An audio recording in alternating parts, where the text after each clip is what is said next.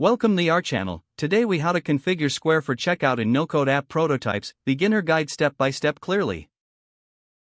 To start configuring Square for checkout in your no-code app prototype, first, go to the Square website. Create an account if you haven't done so already.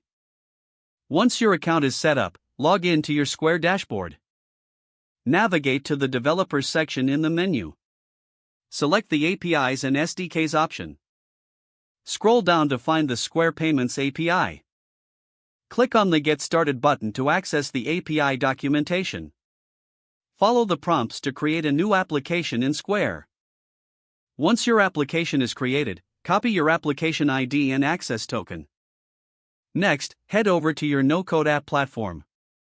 Open the project where you want to integrate Square. Locate the section for adding third-party integrations or APIs. In this section, find the option for adding a new API and paste your application ID and access token. Next, you will need to create a payment form. Define the fields you want in your payment form, such as name, email, and payment details.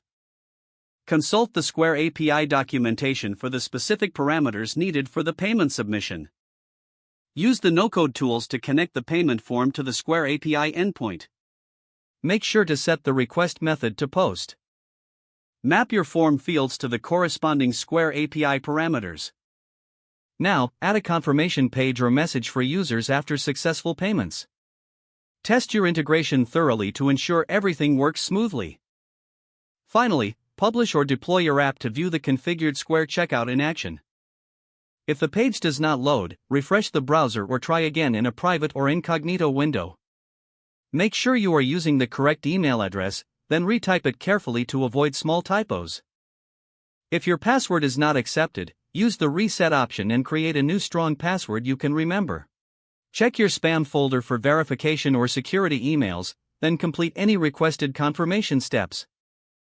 Enable two-factor authentication if available to improve account security and reduce unauthorized access risk.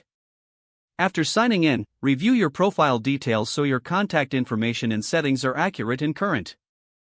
Don't forget to like this video and subscribe to our channel for more step-by-step tech guides.